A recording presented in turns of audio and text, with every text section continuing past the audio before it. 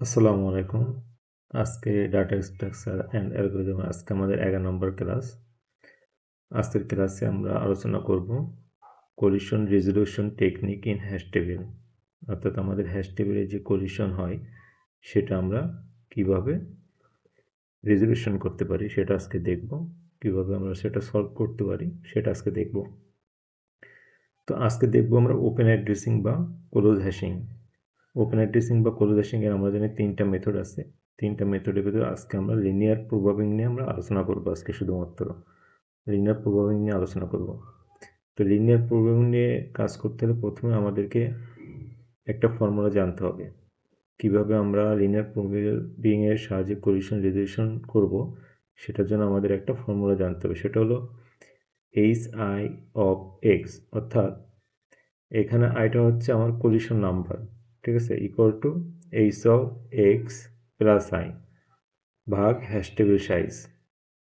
তার মানে এখানে কি বলতেছে, আমার যে হ্যাশ টেবিল হ্যাশ ফাংশন যেটা আছে H of x equal to x ভাগ সাইজ, এটার সাথে কি করব, আমি একটা কলিশন নাম্বার আমি অ্যাড করব। অ্যাড করার পরে যে নাম্বারটা আমার আসবে ওইটাকে আমি আবার কি করব, আমরা হ্যাশ টেবিলে যে সাইজ থাকবে সেটা দিয়ে আমরা ভাগ করব। তো সেটা আমরা স্টেপ বাই স্টেপ দেখব। জাস্ট এই ফর্মুলাটা আমরা একটু দেখি। পরে আমরা হ্যাশ ফাংশন ইকুয়াল টু কি লিখলাম, এই যে এক্স ভাগ hash table size plus I ভাগ হ্যাশ টেবিল সাইজ। তার মানে এখানে কিটাকে কী করবো, হ্যাশ টেবিল সাইজ দ্বারা আমরা নর্মালি ভাগ করি, করার পর যেটা পাবো সেটাকে যদি আমি ইন্ডেক্সে হ্যাশ টেবিল ইন্ডেক্সে অ্যাড করার সময় দেখি যদি আমি কলিশন হয় তখন সাথে সাথে কী করবো, আমি একটা কলিশন নাম্বার অ্যাড করে দেবো। অ্যাড করার পরে যে নাম্বারটা আমার আসবে সেটাকে আমি আবার আমার হ্যাশ টেবিল সাইজ দ্বারা আমি ভাগ করব। এখন এখানে আমি দেখলাম আমার কিছু এলিমেন্ট দেওয়া আছে 96, 48, 63, 29, 87, 77 আর 48। এখন আমরা জানি hash function equal to x ভাগ সাইজ। এখন এখানে কি এক্সট্রা জানি আমরা কি বা এলিমেন্ট, অর্থাৎ এই যেগুলো দেওয়া আছে 96, 48, 63, 29, 87, 77, 48। আর সাইজ বলতে আমরা হ্যাশ টেবিলের সাইজটাকে আমরা বুঝতেছি। এবং এখানে বলছে যে given that hash table size equal to 10 আমার দেওয়া আছে, ঠিক আছে। এখন যেহেতু আমার বলছে হ্যাশ টেবিলের সাইজ 10 দেওয়া আছে, আমি এখানে একটা হ্যাশ টেবিল ড্র করে নিই।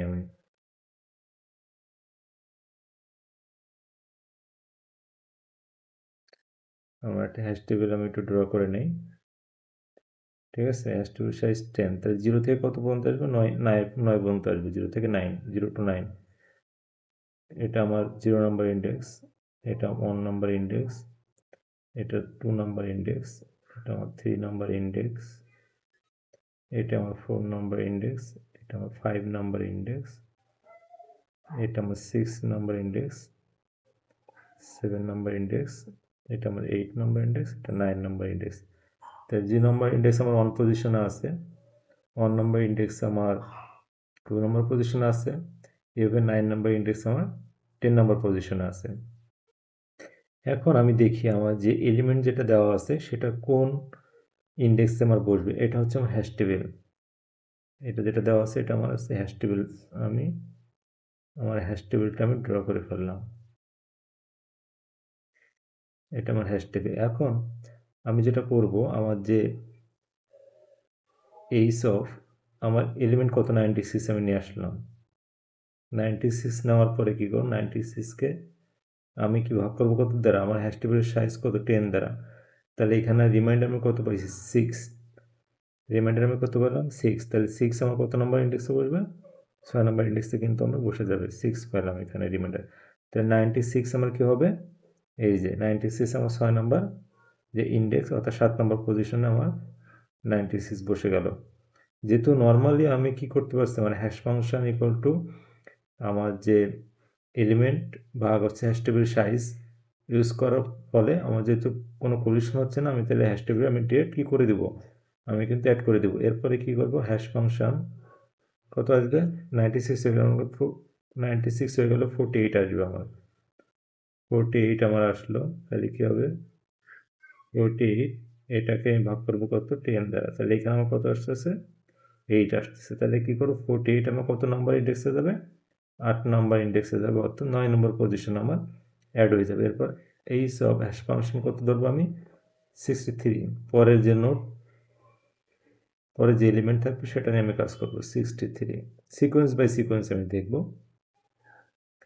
63তে আমি কি করব 10 দ্বারা ভাগ করলাম তাহলে এইখানে রিমাইন্ডার 3 থাকে আমার তাহলে এইটা 63 আমার 3 নম্বর ইন্ডেক্স অর্থাৎ 4 নম্বর পজিশনে আমার বসে গেল এই যে এখন কত 29 তাহলে এই 29 এটাকে রিমাইন্ডার করব কত দ্বারা 10 অর্থাৎ 29কে 10 দ্বারা যদি ভাগ করি তাহলে এখান থেকে কত থাকে আমার 9 থাকে তো 9 নম্বর যে ইন্ডেক্স সেটা অলরেডি আমার খালি আছে তাহলে কি আমার 29 কিন্তু এখানে বসে যাবে ঠিক আছে এবার কত হ্যাশ ফাংশন কত আছে আমার 20 নম্বর 87টা কি করবো আমি 10 দ্বারা কি করব 10 দ্বারা আমি ভাগ করব ঠিক আছে ভাগ করার পরে এখানে আমার রিমাইন্ডার কত আসছে 7 কত 7 আসছে তাহলে 87 আমি কি 7 নাম্বার ইন্ডেক্স দেবো 7 নাম্বার ইন্ডেক্স অলরেডি আমার কি আছে ওটা 8 নম্বর পজিশন আমার খালি আছে তাহলে আমি এখানে বসাই দিব 87 আমি বসাই দিলাম এই যেমন হয়ে গেল এরপর কত আসবে এরপরে আমার 73 ঠিক আছে এরপর আমার 73 আসবে এখন H of x H of 73 equal to কত আসবে 73 ভাগ কত করবো আমরা 10 তাহলে এখানে কত আসবে 3 এখন 3 নম্বর যদি আমি যাই তাহলে 3 নম্বর অলরেডি আমার কি অলরেডি একটা ভ্যালু কিন্তু আমার আছে 3 নম্বর ইন্ডেক্সে তাহলে 3 নম্বর ইন্ডেক্সে আমি কি 73 বসাতে পারবো 73 কিন্তু আমি বসাতে পারবো না এই জন্য আমার যে এই যে ফর্মুলা যেটা দেখছিলাম আমার এই যে ফর্মুলাটা এটা আমার লাগবে অর্থাৎ H I of x equal to এই যে ফর্মুলা যেটা আছে এই যে এই ফর্মুলাটা আমার লাগবে ঠিক আছে তাহলে আমি এটা একটু লিখে নিই H I of x equal to x reminder hash table size আমি শুধু সাইজ লিখলাম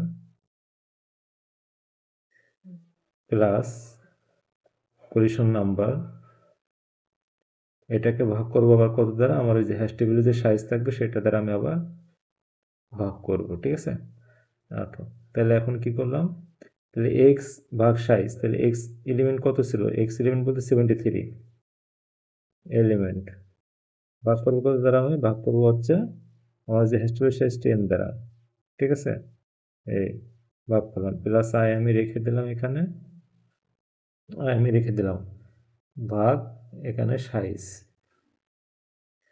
সেটাও দেয় তাহলে 73তে যদি 10 রিমাইন্ডার করে তাহলে কত থাকে 3 থাকে প্লাস এখন এখানে আমি কত বসাবো এখানে যদি আমি 0 বসাই 0কে যদি 0 বসাই তাহলে 3 প্লাস 0 আমার 3টাকে যদি আমি আমার যে হ্যাশ টেবিল সাইজ 10 দ্বারা যদি ভাগ করি তাহলে কিন্তু আমার 3 আসে 3টাও কিন্তু অলরেডি ভ্যালু আসে এই জন্য আই ইকুয়াল টু কত আই ইকুয়াল টু কিন্তু কোয়েশ্চন নম্বর 0 কিন্তু আমি নিতে পারবো না ঠিক আছে কোয়েশ্চন নম্বর 0 নিলে আমার কী হয়ে যাবে তখন কিন্তু 3 প্লাস 0 ইকুয়াল টু 4 এটাকে যদি 3 প্লাস 0 ইকুয়াল টু 3 এটাকে যদি আমি 10 দ্বারা ভাগ করি তাহলে আমার 3 থাকতেছে তার মানে কি এটা কিন্তু 3 নম্বর পজিশনে কিন্তু 3 নম্বর পজিশন অলরেডি আমার ভ্যালু একটা আছে যার কারণে আমি কি আই ইকুয়াল টু 0 নিতে পারবো না আই ইকুয়াল টু কত নিব আমি আই ইকুয়াল টু নিব হচ্ছে 1 তাহলে এখানে আমি 1 নিলাম এই যে ভাগ করবো কত দ্বারা ওই 10 দ্বারা তাহলে এখানে যদি ভাগ করি তাহলে কত আসতেছে 4 ভাগ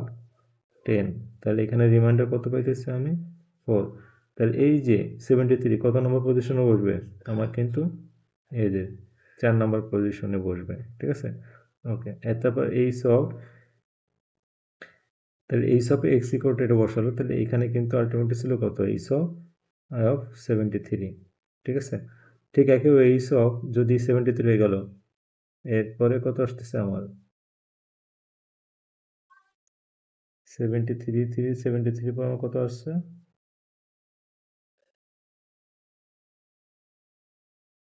73 পর জন্য 48 আমার ঠিক আছে 48 87 আচ্ছা এটা 77 না এটা হচ্ছে 73 এটা আমি একটু 73 আমাদের এটা ঠিক আছে এরপর হচ্ছে এইসব 48 ইকুয়াল টু তাই 48 হ্যাশ টেবিল 10 প্লাস আই ভাগ হ্যাশ টেবিল সাইজ কত আমার 10 হ্যাশ টেবিল সাইজ এটা সবসময় ফিক্স থাকবে তাহলে এখানে রিমাইন্ডার কত আসছে, এখানে আসতেছে 8, 8 প্লাস i ভাগ 10। এখন এখানে i এর মান কত নেব? i এর মান যদি আমি 1 নেই তাহলে 9 আসে। তাহলে 9 কে যদি 10 দ্বারা ভাগ করি তাহলে রিমাইন্ডার কত আসতেছে? 9। 9 নম্বরে কিন্তু অলরেডি কিন্তু আমার কি i ইকুয়াল টু যদি 1 বসাই, i ইকুয়াল টু কিন্তু আমি 1 বসাইতে পারবো না, কারণ i ইকুয়াল টু অলরেডি কিন্তু আমি নিয়ে ফেলাইছি। তাহলে i ইকুয়াল টু কিন্তু 2 নম্বরের ক্ষেত্রে 48 এর ক্ষেত্রে কিন্তু আমি বসাতে পারবো না। এই জন্য আমি কি করব? i ইকুয়াল টু 2 নিব। 2 নিব। 2 নেওয়ার পর এখানে কত? 10, তাহলে 0 আসতেছে আমি। সেটা আমি কিন্তু i ইকুয়াল টু 2 নিলে কিন্তু আমার কিন্তু যে ভ্যালু সেটা কিন্তু 0 পজিশন আছে। 0 পজিশন কিন্তু যে 0 পাইতেছি আমি। 0 মানে কি? এখানে 1 নম্বর ইনডেক্স, 0 নম্বর ইনডেক্স মানে 1 নম্বর পজিশন। এটা কিন্তু আমার খালি, তাহলে কিন্তু বসাতে পারবো। তাহলে এখানে i ইকুয়াল টু আমি কত নিলাম? এখানে i ইকুয়াল টু আমি ধরলাম 2। তাহলে এখানে ধরি 8 প্লাস 2, এই যে ভাগ 10। তার মানে এখানে কত পাইতেছি? 10 ভাগ 10। তার মানে এখানে ভাগশেষ কত পাইতেছি আমি? 0। তাহলে 0 নম্বর ইনডেক্স কিন্তু আমার খালি আছে, তাহলে এখানে 48 কিন্তু আমার বসে যাবে। অর্থাৎ এখানে কোলিশন নাম্বার যেটা আছে i ইকুয়াল টু 0, 1, 2, 3, এটার প্রত্যেকটা ধরে ধরে আমাকে চেক করতে হবে। প্রথমে 1 ধরে নিব, তারপর 2, তারপর 3, তারপর 4 এভাবে নিব। যে কোলিশন নাম্বারটা নিয়ে আমার কাজটা শেষ হয়ে যাবে, সেই কোলিশন নাম্বারটা নিয়ে আমি আর কাজ করতে পারবো না। তাহলে আমাদেরকে লিনিয়ার প্রোগ্রামিং ক্ষেত্রে আমাদের এই ফর্মুলাটা আমাদেরকে মনে রাখতে হবে। তো আশা করি আজকের ক্লাস সবাই বুঝতে পারছেন। আজকের ক্লাস এই পর্যন্ত। সবাইকে অসংখ্য ধন্যবাদ। আসসালামু আলাইকুম।